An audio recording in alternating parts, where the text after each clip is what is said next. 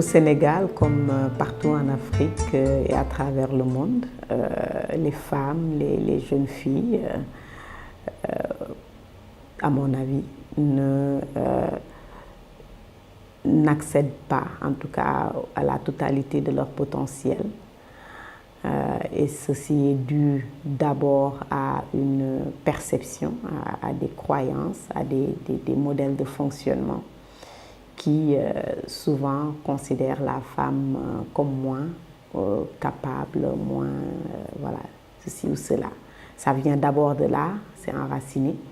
Mais ensuite, il y a tout simplement des inégalités tout à fait pratiques par rapport à leur accès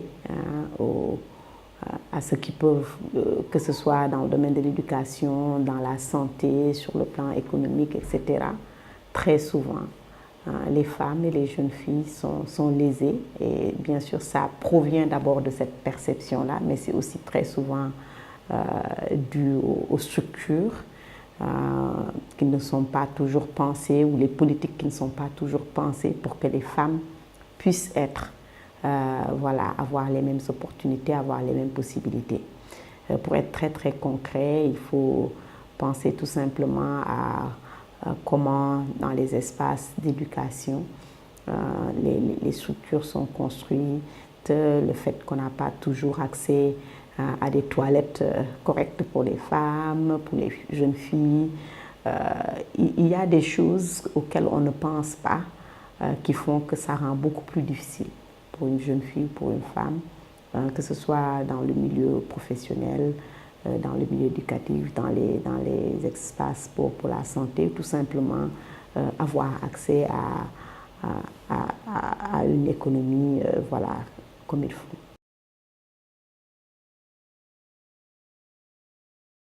Alors d'abord, nous n'avons pas une parité réelle de facto, parce que la loi, bien sûr, propose et dit qu'il faut une parité dans les listes électorales, etc. Mais la vérité est que les têtes de liste sont des hommes. D'avoir une loi de la parité ne signifie pas automatiquement que les instances deviennent paritaires. Ça, c'est la première chose à voir. Et ensuite, même quelquefois, les gens refusent d'appliquer la loi, carrément. Parce que justement, ils considèrent que ce n'est pas, voilà, pas une loi qu'ils doivent respecter. Donc ça ne se passe pas toujours comme ça devrait se passer. Ça, c'est la première chose. La seconde chose, c'est que on a besoin d'avoir des femmes dans les instances de décision. Mais très souvent, les systèmes dans lesquels elles sont intégrées ne les écoutent pas toujours ou ne les prennent pas toujours en compte. Et donc, c'est toujours une bataille, même quand elles sont à l'intérieur de ces groupes, de faire entendre leur voix, de dire que les questions qui concernent les femmes sont importantes quand elles ne sont, ce n'est pas toujours ce qui est discuté en premier dans les débats, dans les réunions. Donc, celles qui sont là-bas, elles doivent se battre tout le temps. Et ce n'est pas toujours aussi donné pour elles d'avoir toutes les informations, tout ce qu'il faut. Elles ne sont pas toujours aussi armées qu'elles devraient l'être. Et bien entendu, elles ne peuvent pas le faire seules. Il s'agit aussi d'éduquer leurs contreparts, les hommes, pour que ça puisse marcher.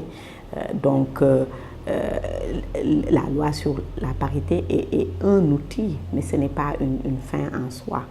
Il y a beaucoup d'autres choses à faire pour que les questions qui concernent les femmes soient prises en compte et soient centrales.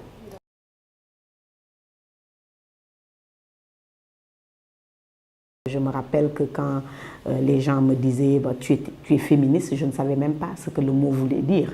Parce que pour moi, tout ce que je disais, c'est que bah, écoute, si vous pouvez le faire, je peux le faire, pourquoi pas, il n'y a pas de souci. Et cette étiquette-là m'a été collée. Je me disais, bon, je ne sais pas trop ce que ça signifie, mais en tout cas, je ne change pas ma perception. Moi, un des exemples que je donnerais, c'est que j'ai fait une série scientifique, donc en ces temps on l'appelait série C, mathématiques. Et je me rappelle avoir en tout cas eu des interactions avec des membres de famille plutôt plus éloignés ou en tout cas des éducateurs qui disaient mais pourquoi te fatiguer quoi? Tu es une femme, pourquoi te mettre dans une série pareille? Il faut le dire, hein. J'étais très protégée justement parce que j'avais une famille d'éducateurs qui me suivaient, qui étaient là et très souvent les pressions ou les choses qui sont mises sur les filles sont faites sur ceux qui n'ont souvent pas de protection ou des gens voilà, familiales. Mais malgré cela, moi je me rappelle avoir été en classe de terminale à l'oral avec un enseignant qui dans la salle de l'oral m'a fait des avances et m'a touchée. Parce que justement, il se dit que c'est un moment où c'est lui seul qui décide, vous êtes seul avec lui, avec l'Afrique.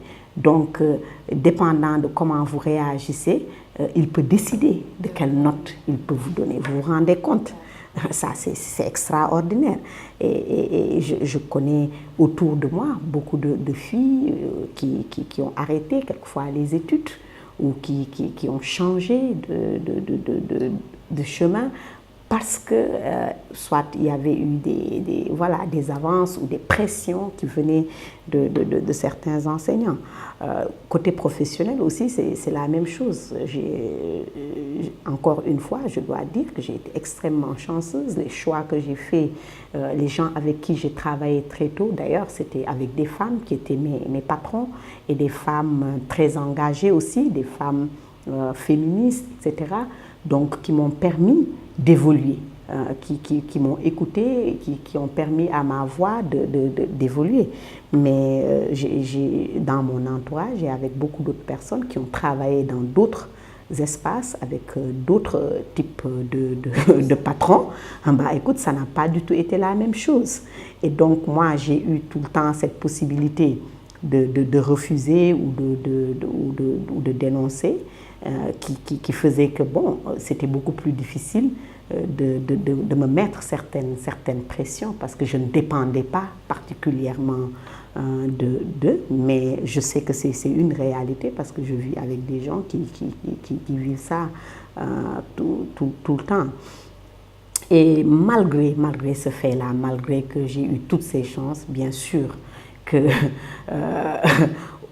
quand on est femme, et quel que soit votre niveau même de responsabilité, de connaissance, même votre niveau financier, etc., voilà, vous rencontrez des hommes ou vous entrez dans des espaces où des gens se donnent des droits qu'ils n'ont pas sur vous. Et bien sûr, vous êtes obligé de vous battre quand vous avez les possibilités. Donc, bien sûr, on est tout de suite taxé d'être quelqu'un de difficile ou de compliqué parce qu'on a le choix de refuser ou de défier certaines personnes.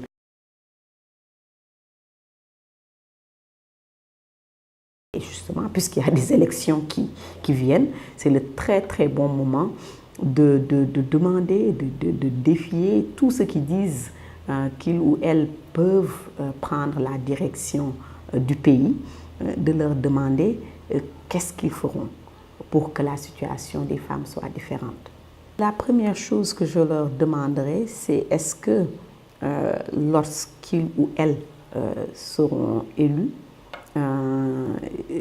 pour ces candidats, qu'est-ce qu'ils feront, qu'est-ce qu'elles feront, comment vont-ils ou elles constituer leur cabinet, leur ministère. Est-ce que les femmes seront vraiment sérieusement représentées? Parce que sur toutes les questions, il faut aussi une perspective, une vision de femme. Ça, c'est non seulement cette représentation, mais à l'intérieur même des ministères, avec les directeurs et les directrices pour les prises de décision, pour l'organisation des programmes et tout, mettront-ils ou mettront-elles un système qui va être vraiment assuré que les voix des femmes, les perspectives et les besoins des femmes et des jeunes filles seront prises en compte. Je leur poserai la question, sérieusement, le budget qui va être proposé, est-ce qu'on pourra regarder et dire que dans ce budget-là, voilà, si c'est voilà le budget total, est-ce que réellement une moitié du budget va vers les femmes, et quel que soit le domaine dans lequel ça se passe. Parce que je me dis que ça, c'est des choses très, très concrètes, parce que là où on investit, là où on met l'argent, c'est ce en quoi on croit. On peut faire plein de choses, dire plein de politiques, écrire des choses, mais si réellement, au moment des investissements, on ne voit pas vraiment où va cet investissement pour les femmes, je me dis que ce ne sera pas réel. Donc ça, ce sera des questions très, très concrètes que je serai voilà, là à poser. Une des grandes questions que je leur poserai serait, ces candidats-là, eux-mêmes, ont-ils ou pas quelque chose à se reprocher par rapport à comment ils se comportent par rapport aux femmes? Parce que sur ce dont on est en train de parler, ce qui est privé et personnel et aussi politique. Comment les personnes traitent les femmes, comment ils se comportent avec les femmes dans leur famille et avec les femmes avec lesquelles ils ou elles travaillent. Comment on les traite, et ça, pour moi, définit réellement qui peut vraiment faire un travail correct pour les femmes.